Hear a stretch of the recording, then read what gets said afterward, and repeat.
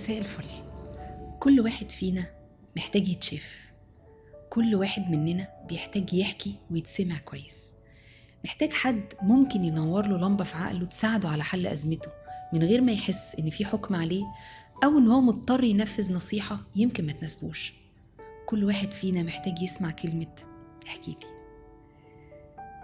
صاحب مشكلة النهاردة بيحكيلي ويقولي: مشكلتي أنا كنت بحب زوجتي جدا قبل الخطوبة وفي الخطوبة، لدرجة إن إحنا حاربنا أهالينا عشان نكون لبعض.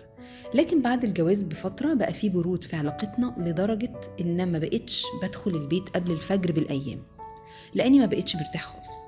أنا سني 28 سنة وحقي إن ألاقي كل اللي بحلم بيه، وفعلا مش لاقيه. اتكلمت مع زوجتي كتير ومفيش تغيير، فبدأت أبص لبره واتعرفت على واحدة مطلقة سنها 26 سنة عوضتني حرفيا عن كل حاجة ناقصاني، ولقيت معاها نفسي. بس هي ما تعرفش ان انا متجوز.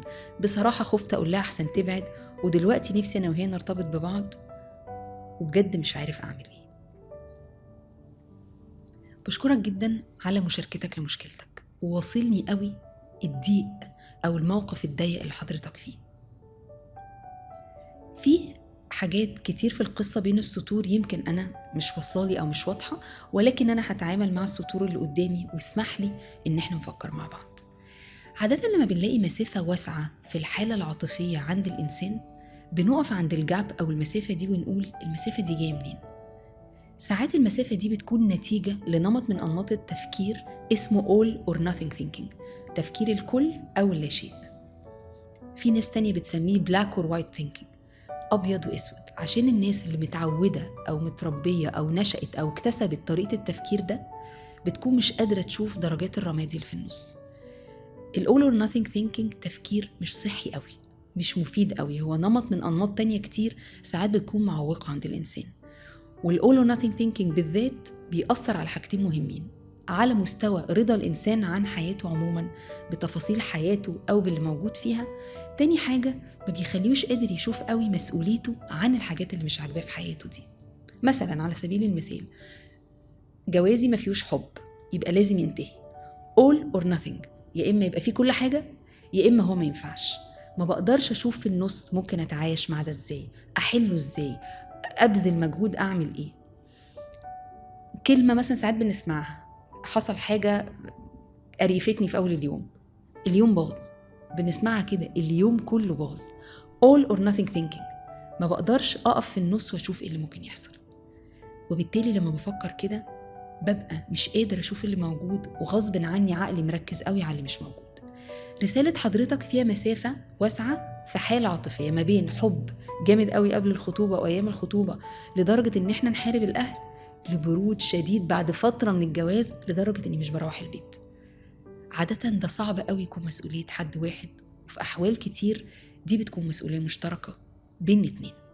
فزي ما حضرتك تكرمت وقلت لي إنك حاولت مع زوجتك كتير على أساس إن هي السبب من غير نتيجة، ما تكرمتش وقلت لي أنت مسؤوليتك إيه عن الشرخ ده؟